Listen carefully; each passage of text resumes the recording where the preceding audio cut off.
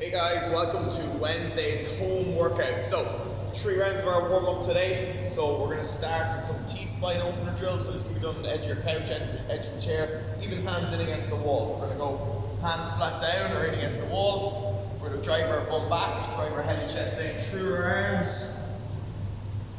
Accumulate 20 to 30 seconds, pulling that rib cage down, core up nice and tight, driving the head and chest down through both of those arms as much as you can. So if you're trying to get your chin and your chest to touch the floor without bending your elbows, open up the T-spine, your upper back and your shoulders.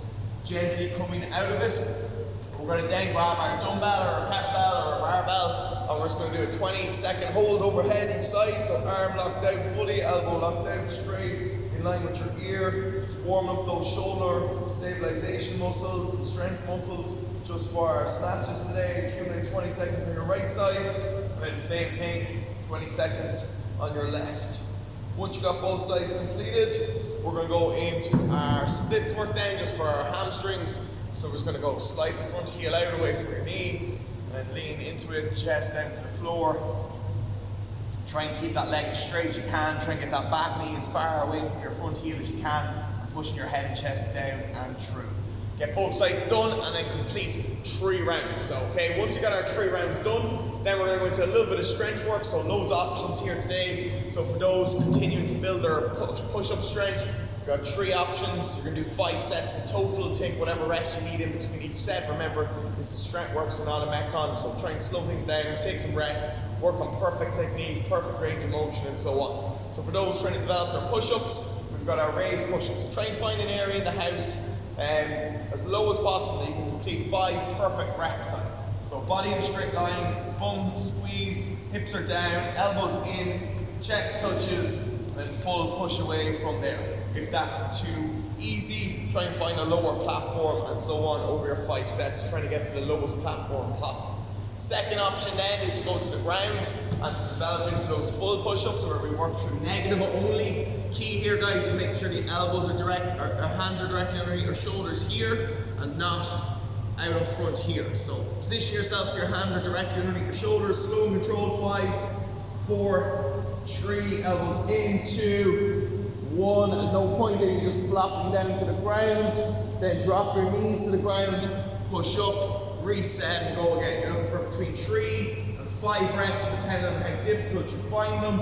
If they're really difficult, just do 3. If they're comfortable, try to build up 5 reps each set. Level 3 then on that will be your full push-ups from the floor. You can start with 1 rep each set for 5 sets, and over these 4 weeks of lockdown, trying to build that up each week, but make sure you don't jump a rep just to get it, okay? Make sure your technique is still good. So the end goal on these is maybe 3 sets of 10 with perfect controlled technique, okay? Obviously, if you want to build them up more, you can go above 10 reps, but that's kind of what we're looking for. 3 sets of 10 with or 5 sets of 10, sorry, with super technique, super range of motion, and good control. So at the bottom of each push-up, we're looking for that chest to make contact, elbows stay in, body stays in a straight line. As before, hands are directly underneath our shoulders. Okay, so build them up and make sure you're working through full range.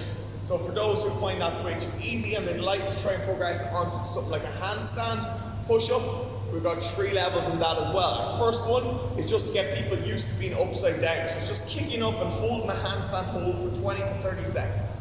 So it's just building that confidence for most people, the fears of being upside down. So just take yourself into a wall, make sure it's a solid wall, that your feet aren't going to go through it. Put something underneath your head if you're worried. Kick up. Hold, head and chest driven through the arms completely locked out and straight, heels against the wall, and hold. Accumulate 20 to 30 seconds, and drop down gently.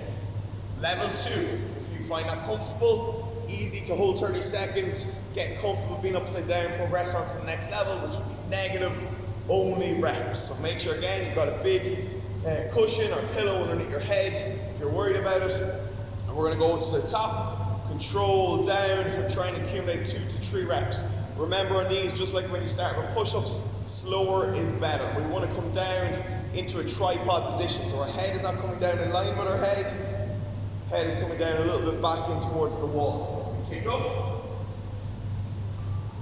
and control for 5, 4, 3, 2, 1. Super controlled. Relax, shake out the arms, and then kick up again for your second and third round. Up nice and tall, control the position. 5, 4, 3, 2, 1. Gently touch the head, relax, and so on. And then our third level, if you've mastered all those, is to progress to a point where you can push out of the bottom. So we take out that negative part, we go down at normal speed, again, cushion or something underneath your head. You're going down, trying to hit that tripod position at the bottom, and you're trying to push out of the bottom. Like when you start with your push-ups, there's nothing wrong with just doing 1 rep every time and building them up slowly. So same thing applies, kick up, head through at the end, emphasize that push out at the top. And again, like with our push-ups, building up that reps for sets. Okay, so plenty of options there available for people, guys. Touch base with me if you're worried or concerned or don't know which version you should be doing or struggling to progress on those over the next few weeks. Okay, then we're gonna hit our Metcon, guys. So we've got a 15-minute AMRAP. Okay, we're gonna go 12 dumbbell snatches, 6 each arm. Okay, once we got our 12 dumbbell snatches done, we're gonna do 15 box jumps. Okay, if you don't have somewhere safe to jump, we can do step ups instead. Jumping up, step down, or step up, step up, step down. So 12 dumbbell snatches down, touch, drive up. Dumbbell touches the ground at the bottom of each rep. Full lockout over our head at the top of each rep. Once we get our 12 snatches done, drop our dumbbell down, going into our box jumps.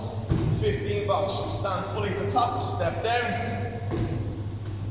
If we're not comfortable with that, or we don't have somewhere safe to do that, we're gonna go step ups instead. 2 feet up, 2 feet down for our 15 reps. At the end of our 12 snatches and our 15 box jumps or step ups, we're gonna go into a 30-second either plank hold, and if you find the plank hold way too easy, okay, for 30 seconds, you're gonna go hollow hold instead for 30 seconds, okay? If you're unsure, just start with a plank hold. You can always progress to the hollow. It's like active recovery. You got your heart rate up with your snatches and your box jumps. Now, we're just gonna add in that little bit of core stabilization at the end of each round. So it's your plank hold, bum down, tucked under, squeezed, accumulate 30 seconds.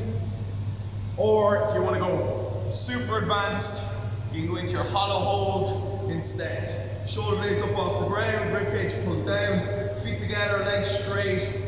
Okay, core engaged, 30-second hold. Hollow hold, much harder than that plank hold. So only do it if you're finding that plank hold super easy. Once you've got that done, that's 1 round complete, and you continue on into round 2 with your 12 snatches, your 15 box jumps or step ups, and then back down again for either your plank or your hollow hold. 30 seconds every time on that hold as active recovery. Okay guys, any questions, let me know. Plenty in there to get stuck into. Please try and push on that push-up strength, especially if you've built it up to now. Don't let it go. If that's all you do for the next 4 weeks, you're going to come back stronger than when you left. Okay guys, see you all soon.